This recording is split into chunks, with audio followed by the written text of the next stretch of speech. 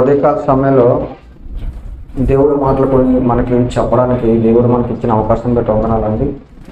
ఈ దినము శుభ శుక్రవారం. ఏంటండి ఈరోజు? శుభ శుక్రవారం. అంటే యేసు ప్రభు వారు శిలువలో ప్రాణం పెట్టింది శుభం అండి, అవునా కాదా? శుభం. ఎందుకంటే ఎవరైనా చనిపోతే శుభం కింద పరిగణిస్తారా, కీడు కింద పరిగణిస్తారండి? లోకం శుభం అనరు, అది అశుభం అంటారు.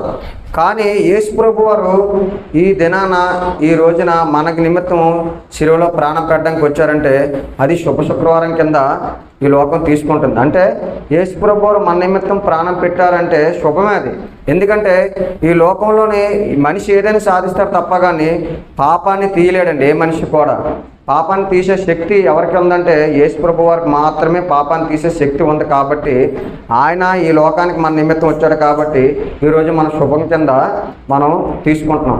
అయితే ఈ లోకంలోనే మనం చూడగలిగితే యేసు ప్రభు వారు ఈ భూమి మీదకి రావాల్సిన అవసరం ఏంటి? ఈ లోకంలోకి రావాల్సిన అవసరం ఏంటంటే మనం చూడగలిగితే తండ్రితో సమానంగా ఉండే మహాభాగ్యాన్ని ఎంచుకొనక తగ్గించుకొని ఈ లోకానికి వచ్చాడు. ఎందు నిమిత్తం అంటే ఈ శరీరం దేవుడిచ్చాడు, ఈ ఆత్మ దేవుడిచ్చారు. కాబట్టి ఈ శరీరం ఎలాగో మట్టిలోకి వెళ్ళిపోతుంది కాబట్టి ఈ ఆత్మ ఏంటంటే చాలా విలువైంది. కాబట్టి ఈ ఆత్మ మళ్ళీ తన దగ్గరికి రావాలని ఒక ఆశతోని మన నిమిత్తం దేవుడు ఈ లోకానికి వచ్చాడు.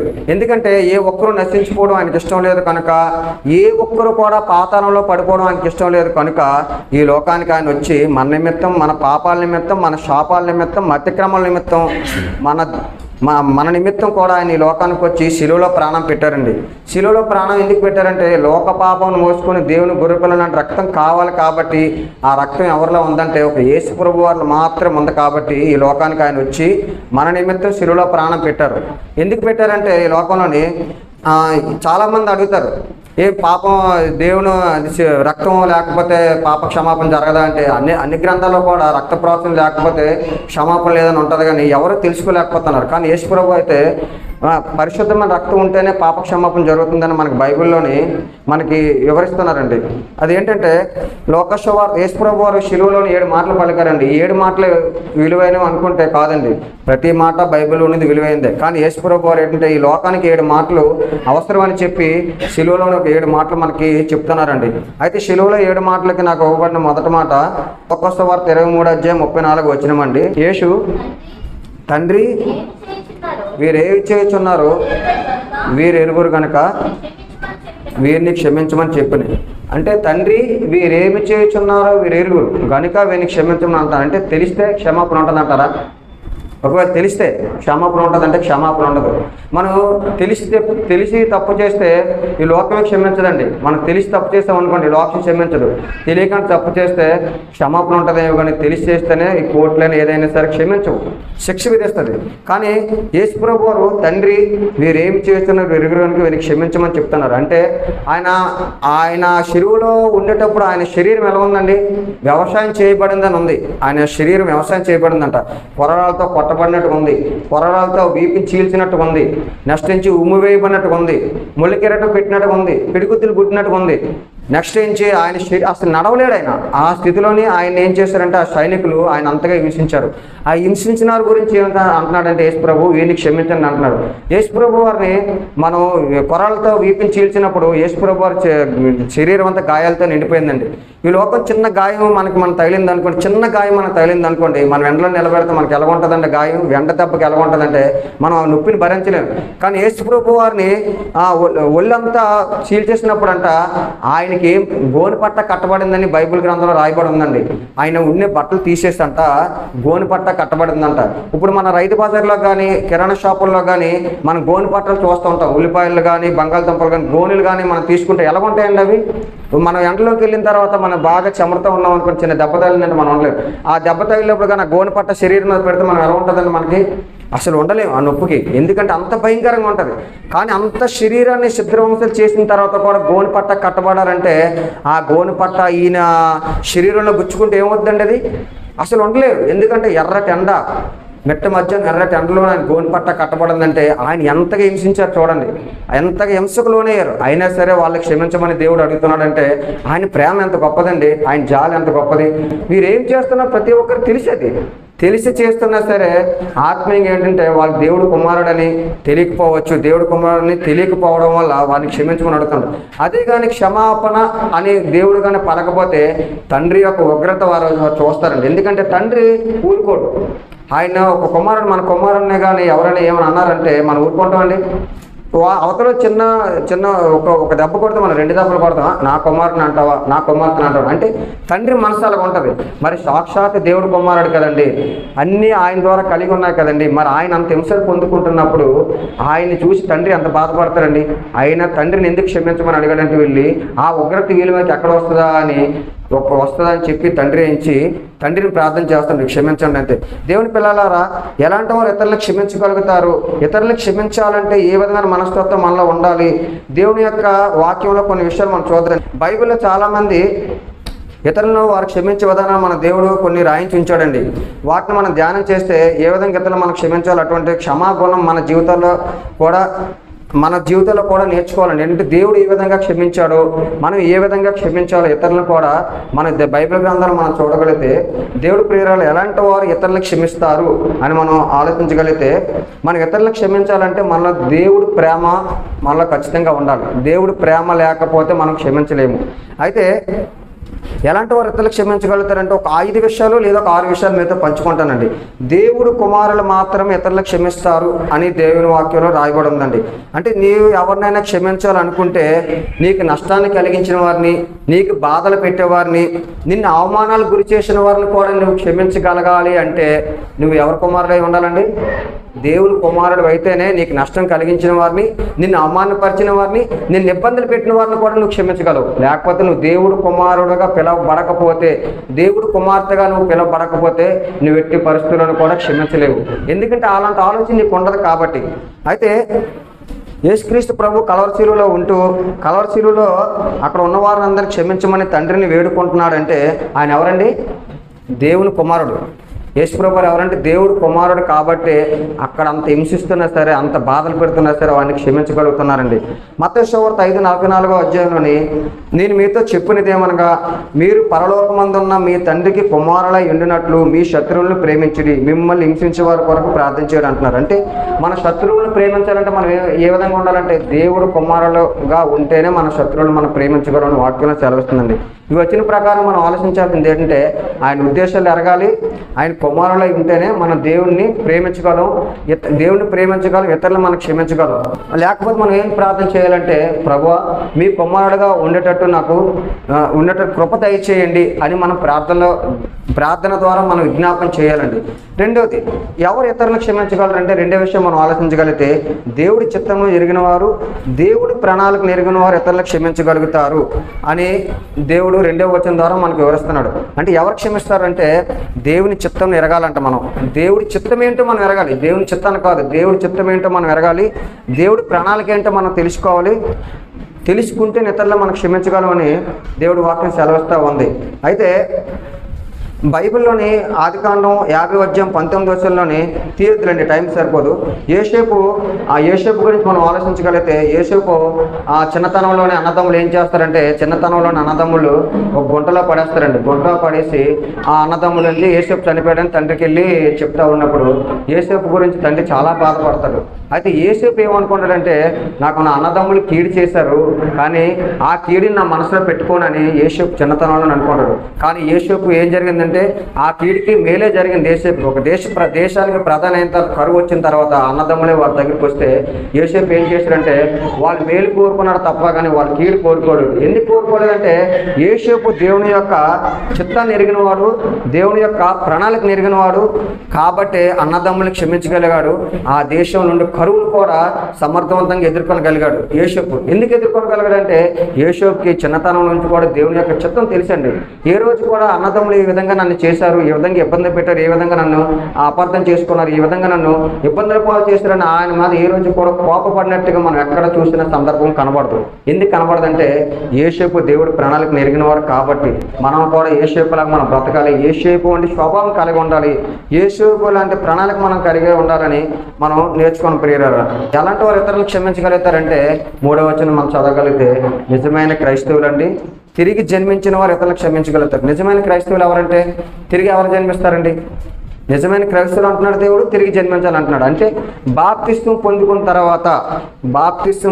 తర్వాత మనం ఏంటి, పాత జీవితాన్ని విడిచిపెట్టి కొత్త జీవితంలోకి వస్తాం. మనం బాప్తిస్మం తీసుకున్న తర్వాత పాత జీవితాన్ని విడిచిపెట్టి లోకంలో మనం బ్రతికంతా విడిచిపెట్టేసి కొత్త జీవితంలోకి అడుగు పెడతాం. అదే ఏంటంటే క్రైస్తవ్యం, దేవుడిని నమ్ముకున్నట. చాలామంది అన్నిలు అంటారు, వీళ్ళు దేవుడిని నమ్ముకున్నట్టు అంటారు. అంటే దేవుడిని నమ్ముకున్నామంటే నామకార్థంగా నమ్ముకోకూడదండి. మనం స్కూల్కి వెళ్ళేటప్పుడు మన పిల్లలకి అన్ని టిఫిన్ బాక్స్ పెడతాము, స్నాక్స్ పెడతాము, అన్నీ పెడతాం. ఎందుకు పెడతామంటే వాడు కాన్సెప్ట్ ఏంటంటే స్కూల్కి వెళ్ళే పిల్లాడు చదువుకోవాలి. రోజు తినేసి వచ్చేసి చదువుకోలేదనుకోండి, వాడిని ఏమంటాం మనం, ఏదేంటారా రోజు తినేసి వచ్చేస్తున్నాడు, చదువుకోలేదురా, వేలు ఫీజులు కడుతున్నారా, మనం ఏంటి చదువుకోవట్లేదు, మనం తిట్టుకుంటాం. అలాగే సంఘానికి వచ్చిన క్రైస్తవుడు కూడా దినదినము కూడా వాక్యం ఎదగాలంట. వాక్యం ఎదిగినప్పుడు వాడు నిజమైన క్రైస్తవుడు అవుతాడు, తిరిగి జన్మిస్తారు. కాబట్టి నిజమైన క్రైస్తవులు తిరిగి జన్మించిన వారైతే ఇతరులకు క్షమిస్తారు అని దేవుడు సెలవిస్తూ ఉన్నాడు. ఇతరులకు క్షమించాలంటే కొలస్సీ పత్రికలోని దేవుడు వాక్యాన్ని చెప్తున్నాడు. కొలస్సీ పత్రిక 12:13 చదవండి. బాగా దేవుని చేత ఏర్పరిచే వారును పరిశుద్ధులను చదవండి.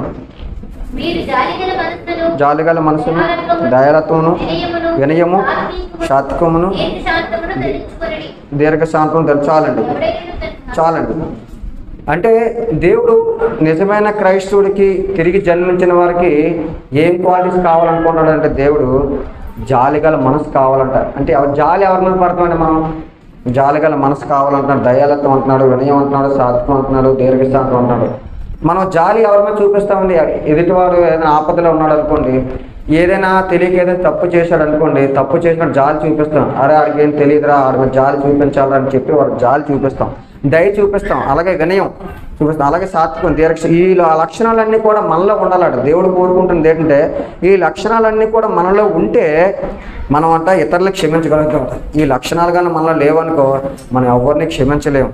ఎందుకు క్షమించలేమంటే మనం క్రైస్తవులు అనబడం తిరిగి జన్మించలేని వారంగా ఉంటాం. మనం తిరిగి జన్మించాము క్రైస్తవులు అన్నామంటే ఇతరులు మనం క్షమించే గుణాలు, ఈ 5 గుణాలు కూడా దేవుడు చెప్పినట్టు 5 గుణాలు కూడా మనలో ఉండాలండి. అవి ఉంటేనే మాత్రం మనం ఇతరులకు క్షమించగలుగుతాం, లేదంటే ఇతరులకు క్షమించలేము. అలాగే 4వది, ఈ 3 మనం చూసే 4వదండి. ఎలాంటి వారు ఇతరులకు క్షమించగలుగుతారంటే పరిశుద్ధాత్మతో నింపబడిన వారు ఇతరులకు క్షమించగలుగుతారు. దేవుడు ఏం చెప్తున్నాడంటే పరిశుద్ధాత్మతో నింపబడిన వారంట ఇతరులకు క్షమించగలుగుతారంట. మనం దేవుని ఆత్మ చేత నింపడిన వారమని, దేవుని ఆత్మ మనలో ఉన్నదని మనం ఎరుగుతాం. చాలామంది చాలాసార్లు దేవుని ఆత్మ మనలో ఉన్నదని చెప్పి, మనలో ఉందని చెప్పి ఏం చేస్తారంటే అనేక రకాలుగా వంకరగా మాట్లాడుతూ ఉంటారు. వంకరగా ఇతరులకు క్షమించలేరు. దేవుడిని పరిశుద్ధాత్మతో నిండుకొని ఉన్నాను అంటారు, మాట ద్వారా చెప్తారు, కానీ చేతల ద్వారా వచ్చేసరికి మాత్రం, క్రియల ద్వారా వచ్చేసరికి మాత్రం వాళ్ళు క్షమించలేరు. ఎందుకంటే క్షమించలేరు, వారు ఏంటంటే పరిశుద్ధాత్మతో నిండుకోలేరు. నేను పరిశుద్ధాత్మతో నిండుకున్నాను, నేను దేవుడి మాటలు మాట్లాడుతున్నాను, దేవుడి పనులే చేస్తున్నానని చెప్తారు.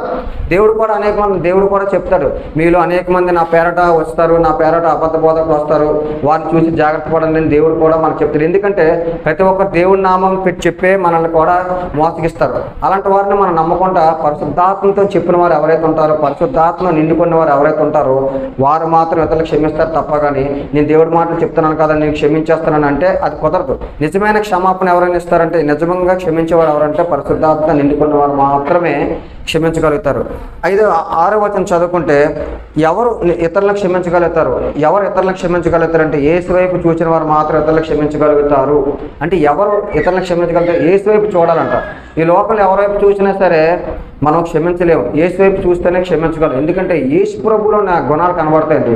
యేసు ప్రభులు ఏం కనబడతాయి తెలుసండి, జాలిగల మనస్సు, దయాలత్వము, వినయము, సాత్వికము, దీర్ఘశాంతం, ఇవన్నీ కూడా ఎవరిలో కనబడతాయంటే దేవుళ్ళలో కనబడతాయి, యేసు ప్రభులో కనబడతాయి. ఇంకెవరిలో మనకు కనపడదు. లోకంలో ఎవరిని చూడండి, ఎంత ఉన్నతంగా బ్రతికిన నాయకుడిని చూడండి, ఎంత ఉన్నతంగా బ్రతికిన ఎవరినైనా చూడండి, ఎవరిలో కూడా ఈ లక్షణాలు కనిపించవు.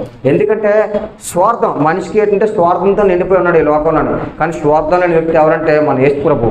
ఆయన్ని కానీ మనం తేరి చూస్తుంట, ఆయన ముఖం వైపు చూస్తుంట, ఆ ముఖం వైపు చూసిన వెంటనే మనం క్షమించాలని ఆలోచన మనకు వస్తుందట. ఎందుకు వస్తుందంటే ఆయనలో క్వాలిటీస్ ఉన్నాయి కాబట్టి, ఆయన లక్షణాలు ఉన్నాయి కాబట్టి ఆయన ఏంటంటే ఆయన వైపు మనం చూడాలంటున్నాడు. అలాగ మనం చూడగలిగితే నిజంగా మనకి దేవుని లక్షణాలు మన దేవుడిని తేరగా చూస్తేట మనం నిజంగా క్షమిస్తూ ఉంటాం. ఆటోమేటిక్ మనకు ఆ లక్షణాలు వచ్చేస్తాయండి. మనం ఇంకేం చేస్తాం, బైబిల్ మనం చదువుకుని ప్రార్థనా జీవితం గడుపుకుంటే ఆయన ముఖం మనం చూస్తే మనం లోకంలో మనం ఇంకేం చేయవలసిన లేదు. మన క్షమాపణ ఆటోమేటిక్ మనలోనే వచ్చేస్తుంది, పశ్చాత్తాపం మనలో వచ్చేస్తుంది. ఆ వచ్చినప్పుడు అంటే ఇతరులు మనం క్షమించగలుగుతాం అంటారు. అయితే యేసు ముఖంలోని జాలి కనబడుతుంది, ప్రేమ కనబడుతుంది కాబట్టి ఇతరులు మనం క్షమించగలుగుతాం. ఆరోదుగా ఎవరు ఇతరులను క్షమించగలుగుతారు? దేవుని ఆత్మచేత లేకపోతే దేవుని చేత అభిషేకించబడిన వారు మాత్రమే ఇతరులను క్షమించగలుగుతారంట. ఎవరండి? దేవుని చేత అభిషేకించబడిన వారు మాత్రం ఇతరులను క్షమించగలుగుతారంట. మనం మొదటి సమూయేలు 18 అధ్యాయము మనం ఒకసారి చదువుకుందాం. 7, 8, 9 వచనాలు చదువుదామండి ఒకసారి. మొదటి సమూయేలు 18 అధ్యాయము 7, 8 వచనాలు. ఇక్కడ మనం ఈ వాక్యాన్ని మనం జాగ్రత్త పరిశీలిస్తుంటే ఇక్కడ సౌలును దావీదు ఇద్దరు మనుషులు ఉన్నారండి. ఇక్కడ ఏమీ లేదు, ఇష్యూ కూడా పెద్దగా లేదు. సౌలుకి 1000 కొలదీను, దావీదికి 10,000 కొలది అని ఎవరన్నారంట? అక్కడ స్త్రీలు గాన ప్రతిగానాలు చేస్తున్నారంట, పాటలు పాడుతున్నారంట. దావీది కానీ సౌలుకి 1000 కొలది, దావీదికి 10,000 కొలది అన్నారంట. అంతమించి అక్కడ ఇంకా ఏం చెప్పినట్టుగా ఏం కనబడట్లేదు. అంటే అక్కడతోనే సౌలు దావీది చూశాడని ఇక్కడ బైబిల్లో వాక్యం రాయబడింది. అంటే దానికే దావీదిని చంపాలని ఎవరు చూశారంటే సౌలు చూశాడటండి. అంటే సౌలుకి అంటే ఒక మనిషిని పొగట్టడం వల్ల అక్కడ కూడా విషపు చూపు వస్తుందని బైబిల్లో మనకు రాయకూడదు. అంటే ఒక మనిషిని పొగడిన ఈ లోకంలో తప్పే. అంటే నన్ను పొగడకంటే వేరేవాడిని పొగడతాడా అని చెప్పి ఎవరి మీద పగబట్టాడట? సౌలు దావీదు మీద పగబట్టాడట. కానీ దావీదు ఏం చేశాడండి? దావీదు దేవుని చేత అభిషేకించబడ్డాడు కాబట్టి దావీదు సౌలు మీద పగ తీర్చుకోలేదండి. దావీదుని ఎన్నిసార్లు సౌలు చంపాలనుకున్నా సరే దావీదు ఏం చేశాడంటే దేవుడికి అప్పగించాడట, ప్రార్థన చేస్తున్నాడట తప్ప. కానీ దావీదు తిరిగి మళ్ళీ ఆయన మీద పగ తీర్చుకోవాలనుకోలేదు. ఎందుకంటే దావీదు తీర్చుకోలేదు, దేవుడి చేత అభిషేకించబడ్డాడు కాబట్టి. దేవుని ఆత్మ దావీదులో ఉంది కాబట్టి. ఎవరాత్మ ఉందంటే దేవుని యొక్క ఆత్మ దావీదులో ఉంది కాబట్టి, దేవుని చేత అభిషేకించబడ్డాడు కాబట్టి దావీదు సౌలు మీద కక్ష తీర్చుకోలేదండి. ప్రేమ చూపించాడు తప్ప కానీ ద్వేషం చూపించలేదు. కానీ దావీదు మీద ద్వేషం ఎవరు చూపించారంటే సౌలు చూపించాడు. ఎందుకు చూపించాడంటే చిన్నదే మిస్టేక్, అది 1000 కొలది 1000 కొలది. అంటే ఒకరి గురించి పోడారు, ఒకరి గురించి పొగడలేదు కాబట్టి అక్కడి నుంచి జరిగింది. అభిషేకించిన వ్యక్తి నువ్వు తప్పకుండా నీ శత్రువుని ప్రేమించాలంటే నువ్వు దేవుని చేత అభిషేకించబడాలి, లేదనుకుంటే ఆత్మచేత నింపబడిన అయినా ఉండాలి. ఇవన్నీ ఉంటేనే దేవుని చేత ఆత్మ నింటేనే మనం ఏంటంటే యేసు ప్రభు వలె మనం బ్రతికితేనే, యేసు ప్రభు మాటలు మనం చెప్పడం కాదండి, యేసు ప్రభు మాటలు మనం పాటించగలిగితేనే దేవుడు కుమారులుగా మనం పిలవబడతాము, దేవుని కుమారుల యొక్క ఆలోచనలు మనం కలిగి ఉంటాము, దేవుని ఆత్మచేత నింపబడతాం. కాబట్టి ఈ విషయాలు మన మనసులో పెట్టుకొని దేవుని యొక్క అడుగుజాడలు నడుచుకుంటూ దేవుని ప్రేమను మన అందరికీ పంచుకుంటూ ఇతరులను మనం తప్పులు ప్రతి మనిషి చేస్తారండి. ఎందుకంటే మానవ యొక్క స్వభావం ఏంటంటే తప్పు చేస్తాడు, కానీ ఆ తప్పులను కంటిన్యూ అవ్వకూడదు. ఇప్పుడు అన్యులకి మనకి తేడా ఏంటంటే ఒక తప్పు చేసిన అన్యుడు ఏం చేస్తారంటే దాన్ని సర్దిద్దుకోడు, పర్వాలేదులే అని చెప్పుకొని ఆ తప్పుని చేస్తూ వెళ్ళిపోతాడు. కానీ క్రైస్తవుడు ఏం చేస్తారంటే బాప్తిస్మం తీసుకున్న మరుక్షణమే ఆ తప్పుని విడిచిపెట్టి ఇంకా ఆ పాపం చేయకుండా క్రీస్తులో బలంగా ఉండడానికి, ఆ తప్పుని సరిచేసుకోవడానికి దేవుడు మనకు బాప్తిస్మం అనే రక్షణ మనకి ఇచ్చాడండి. అందుకే కాబట్టి మన బాప్తిస్మం తీసుకున్న మరుక్షణం కూడా మనం ఏం చేయాలంటే దేవుని నమ్ముకున్నాం కాబట్టి దేవుని పక్షాన మనం ఉండి అనేక మందికి మాదిరికరంగా జీవితం జీవించాలని యేసుప్రభు చివరి దినాల్లో కూడా చివరి నిమిషంలో కూడా మన గురించి క్షమాపణ అనే మాట మనకు చెప్పాడండి. ఈ 7 మాటలు కూడా చాలా విలువైనవండి. ఈ 7 మాటలు కూడా మనకి ఎంతో విలువైన మాటలుగా మనకు దేవుడు చెప్పాడు. కొద్ది మాటలు ముగిస్తున్నానండి, చిన్న ప్రార్థన చేసుకుందామండి. ప్రేమగల మా కన్న తండ్రి, పరిశుద్ధమైన దేవ, పరలోకమందున్న మా కన్న తండ్రి, మీకు వందనాలు స్తుతులు చెల్లించుకుంటున్నాను దేవ. ఈ ఉదయకాల సమయంలో ప్రభు మీ సన్నిధికి వచ్చి మిమ్మల్ని ఆరాధించడానికి ఇచ్చిన గొప్ప అవకాశం బట్టి వందనాలు ప్రభు. ఈ దినం చూడక, ఈ సమయం చూడక నాయన ఎంతో మంది నశించిపోతున్నారు ప్రభు. వారికంటే గొప్పవారు శ్రేష్ఠులు యోగులు మీ అంత మాత్రం కాదు కానీ ప్రభు, యేసయ్యను పిలవడానికి ఇచ్చిన గొప్ప అవకాశం బట్టి వందనాలు. మీ సన్నిధికి వచ్చి మోకాలేసి ప్రభు ప్రార్థన చేయడానికి ఇచ్చిన అవకాశం బట్టి వందనాలు ప్రభు. ఎవరైనా సంఘాలు ఎవరైతే ఎంతమంది ఉన్నారో అంతమంది మోకాలేసి వారందరినీ జ్ఞాపకం చేసుకున్న ప్రభు. ఇంకా నువ్వు చెప్పిన ఉన్నారు ప్రభు నాన్న, ఇంకా 6 మాటలు ఉన్నాయి ప్రభు. 6 మాటలు చెప్పేవారికి మంచి జ్ఞానం దయచేయండి, వారి నోటికి బోరగా ఉండి మాట్లాడిన ప్రభు నాన్న. ఇక నాయన ఈ ఆరాధన అంతట్లో ప్రభు మీ చేతులకు అప్పగించుకుంటూ ప్రభు ఈ చిన్న ప్రార్థన క్రీస్తు వారి పిల్లనామలు అడిగి వేడుకుంటున్నాను తండ్రి. ఆమేన్. అందరికీ వందనాలండి.